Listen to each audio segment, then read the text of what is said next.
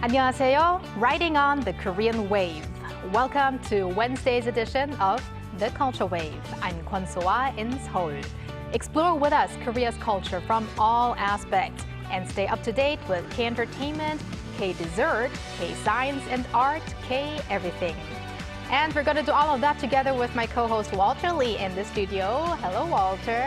Hello, Soa. It's lovely to be here. And hello to our viewers at home. I'm Walter Lee here, alongside Soa to fill you in with the latest in K-entertainment news. Walter, do you have a sweet tooth?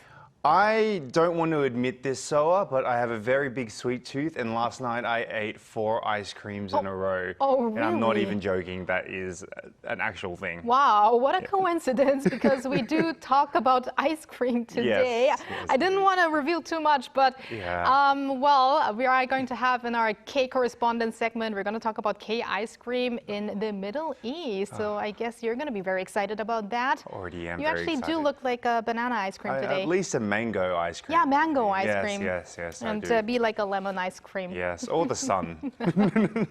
Well, Walter, we're going to talk about K-entertainment news first. So let's see if we have some sweet news there as well.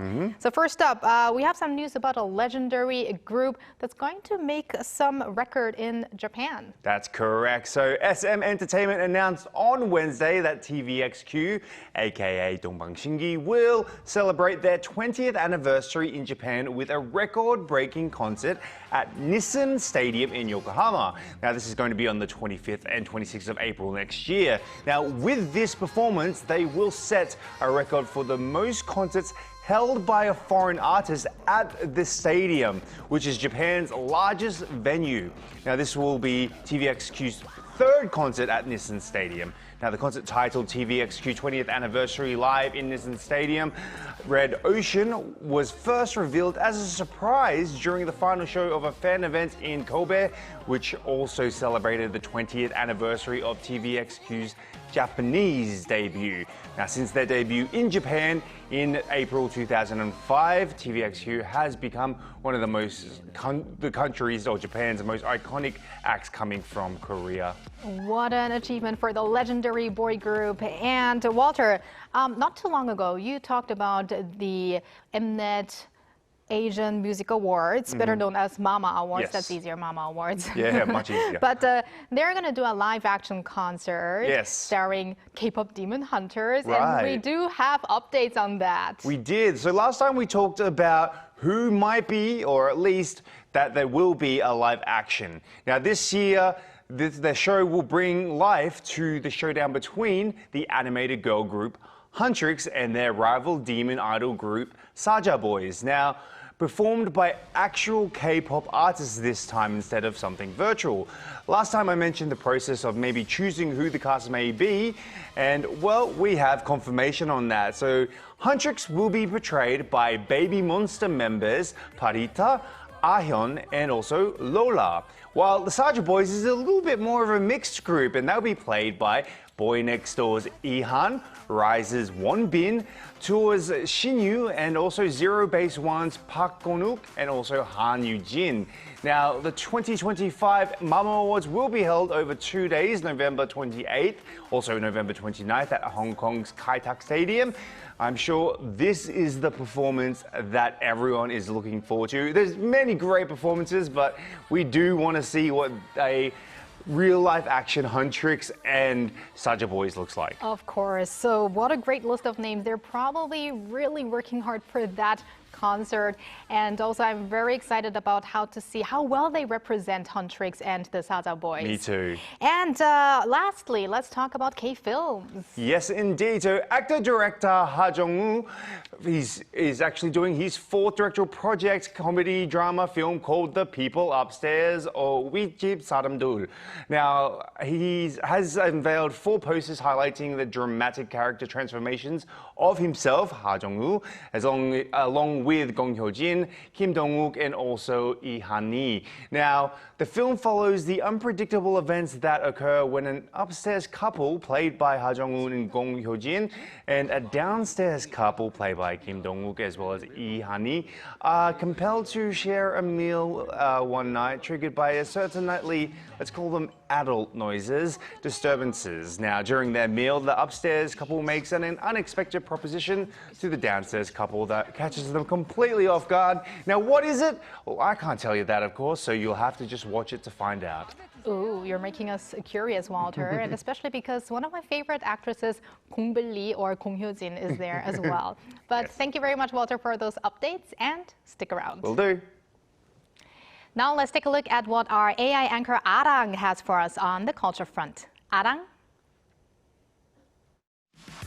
Hello and welcome to your AI guide to the latest cultural updates from Korea. Here's our top story.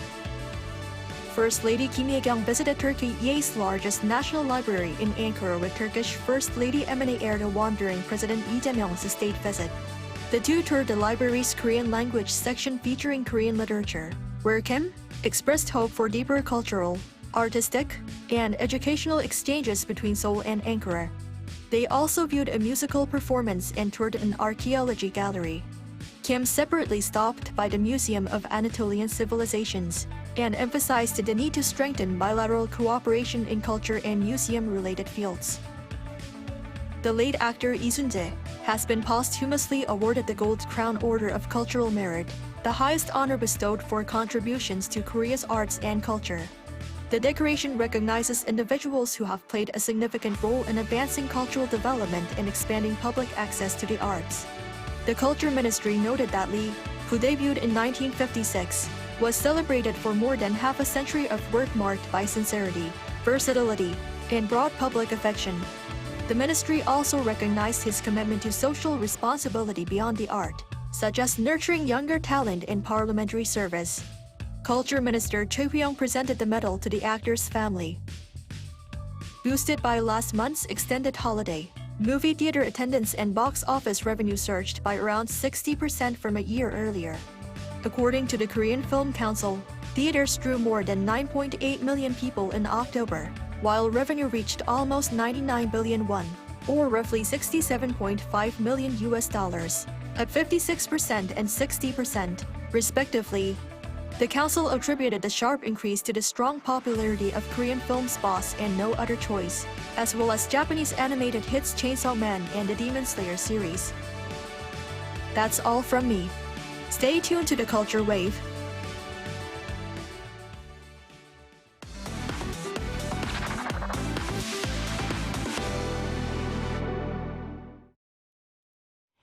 Just like our AI anchor Arang, as artificial intelligence and digital technologies advance, they are bringing significant change and impact to every sector of society. In this context, an international event was held to discuss the human-centered convergence of science and the arts. Cha Yeon-kyung reports. A 12-meter wide screen displays an AI-restored image of Baekbum Kim-gu, who appears to read passages from the Baekbum Ilji, or the diary of Kim-gu, to the audience, reminding them of the spirit of 홍익인간 to bring broad benefit to humanity.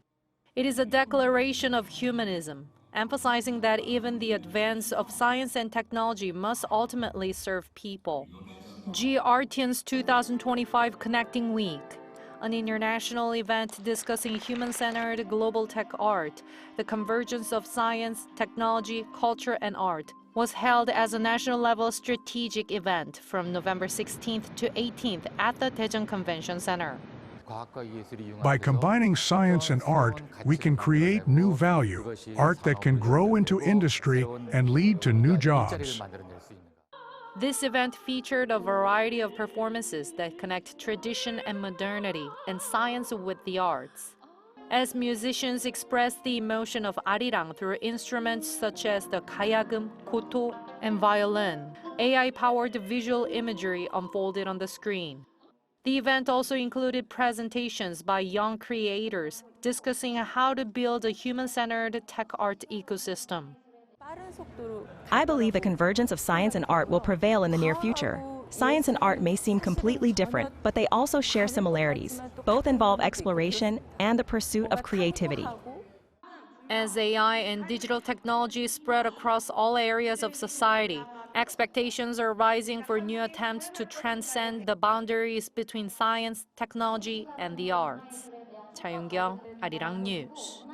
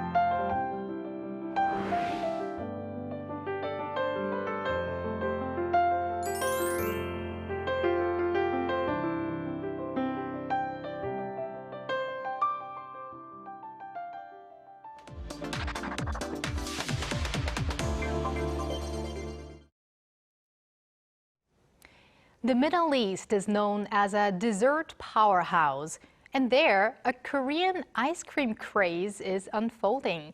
The general growth in K-food exports is not enough to explain this trend. Let's connect to today's K-Correspondent, Kim Do-hyung, researcher at Korea Tech Technology Transfer Institute, who will tell us more about the K-ice cream popularity and the local market's response. Hello, Do-hyung. Great to see you again. Hello, Do-hyung. Hello, good to see you. Thank you for having me here. Yeah. Right, Do-hyung, last time we talked was back in June, if I'm correct. We had a conversation on the Korean wave in Egypt, as well as the attention on Korean IT and K-smart farms. So, as it's been a while, Do-hyung, could you briefly introduce yourself to our viewers? Sure. I'm Kim Do-hyung, as previously mentioned. I'm working at the Korea Tech Technology Transfer Institute.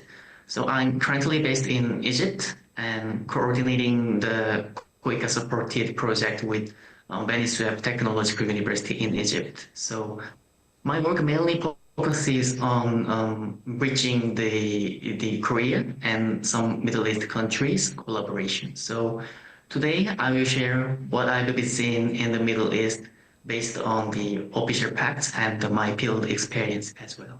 Okay, now Do-hyung, because you are based in Egypt, I want to ask you, President Lee Jae-myung was very recently in Egypt, so how was the atmosphere? I mean, was there anything notable, or how was the local media coverage? How was it?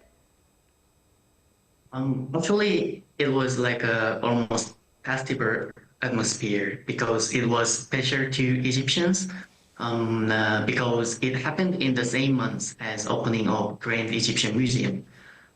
Especially the president's speech at Cairo University, it was very well received in Egypt.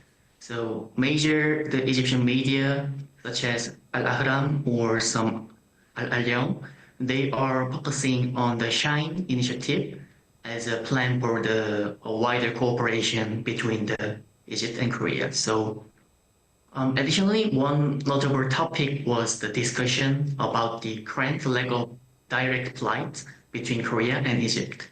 I think this discussion is expected to help overcome the physical distance and further strengthen of ties between the two countries.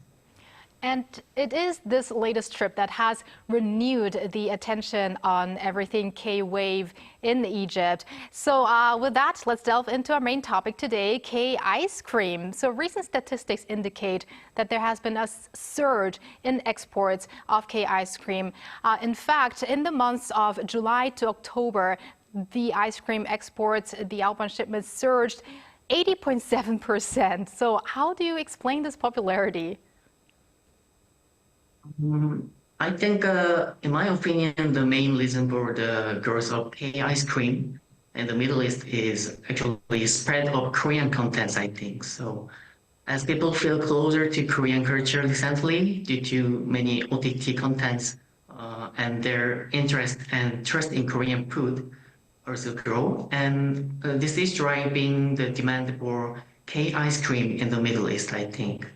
So, and then second reason is the wide range of flavors. This variety makes it easier for the Korean ice cream to fit the local taste and succeed in the market, I think. And lastly, the comparative with to many local ice cream that are more icy rather than Korean one. But Korean ice cream have a creamier texture and they are cheaper than many brands from like a global brand from the Europe or United States. So this appeals strongly to middle-class consumers. So K-ice cream offers what local consumers want, and it entered the market at the right time to grow quickly, I think. Yes, the cost is definitely one of the reasons why I continue to buy ice cream. But what approaches have Korean ice cream brands taken to, let's say, cater to customers in the Middle East, Do-hyung? Like, what marketing strategies have proven particularly effective with the local culture context? To attract consumer in the Middle East and the Middle East citizens, then the first step and the required step is to show that the product is safe to eat by halal certification or vegan certification, etc. So many local consumers are interested in Korean ice cream and some dessert, but they do not buy product made in factories that also handle meat or dairy together.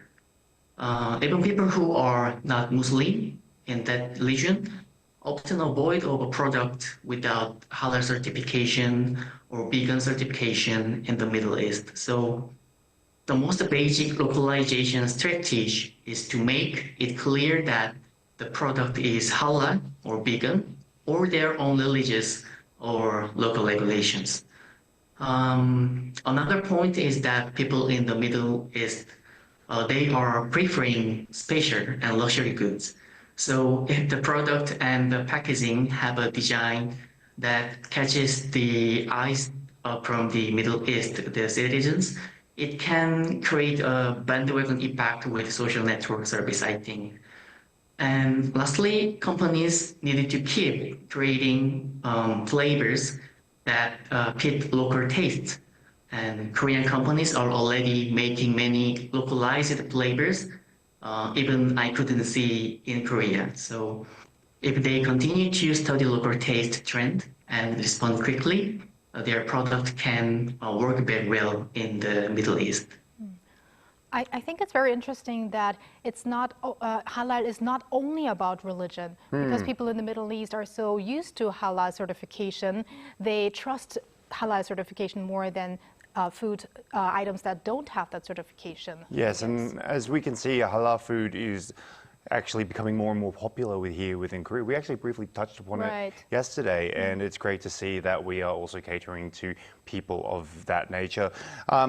Do-hyung, you answered a little bit before, but maybe you could be a bit more in detail. The Middle Eastern market is already firmly established within the traditional desserts, as well as global ice cream brands. In this context, what do you see as the unique selling point for K ice creams? In my opinion, the major selling point of K ice cream is high quality compared with the prices.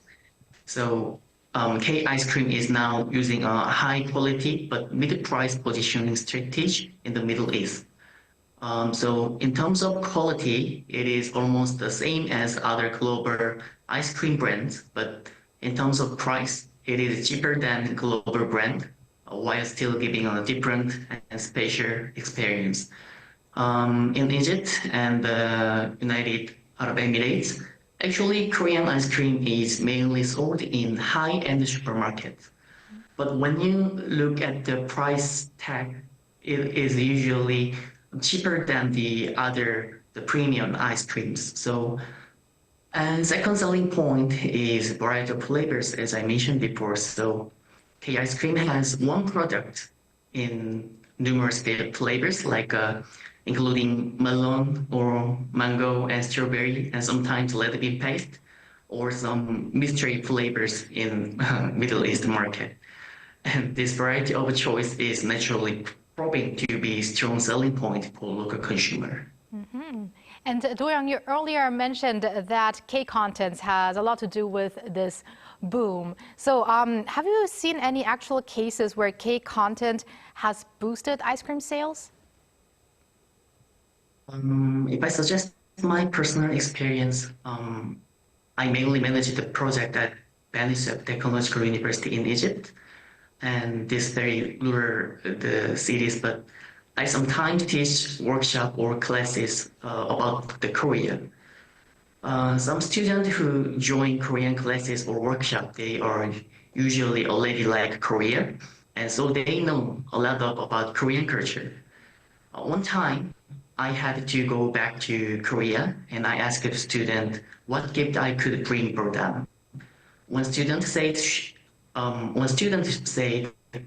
she was very curious about Meruna ice cream because she saw people eating it after the beer party in K-drama.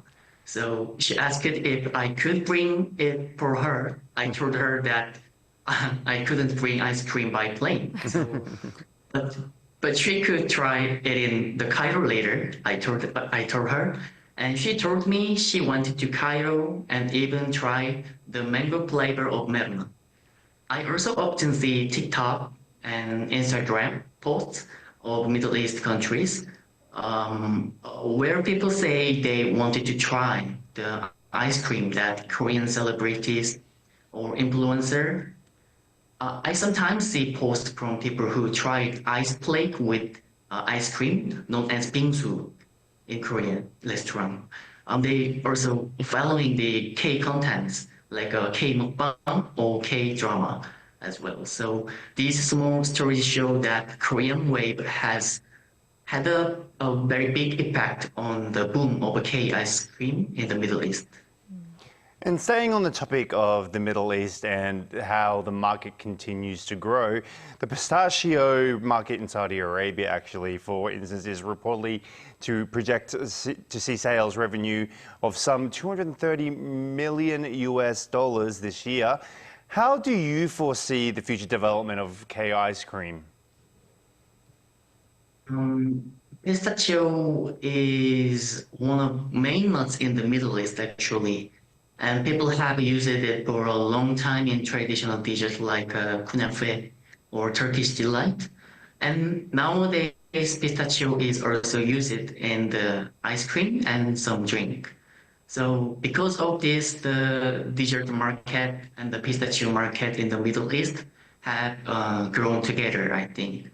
So this growth in dessert and in certain ingredients is very positive for K ice cream. When the whole dessert market becomes bigger, it gives Korean ice cream more space to grow in the stable way. Some opinion want that K ice cream depends too much on K content. But now that Korean ice cream has already entered the market and the growth of the dessert market there gives it a real chance to survive and grow on its own. At the same time, the clear trend in the market, it shows the direction K ice cream can take in the Middle East. So Korean companies already have pistachio ice cream product. So this means they can join the pistachio trend in the Middle East very quickly. So it also gives Korean companies a good chance to build the better strategy for this market. All right, Do-young, thank you for that. I guess although K ice cream is already doing excellent in the Middle East, probably companies will use this timing to do even more efforts to keep this momentum as it is. Well, thank you very much, Do-young, for connecting with us today. We appreciate it. Thank you, Do-young. Yeah, thank you. And thank you, Walter. As always, we're going to see you back next week. I'll see you next week. Thank you for spending the past half an hour with us on the Culture Wave. Please join us again tomorrow on Thursday at 2 p.m. Korea time and maybe one day here in Korea.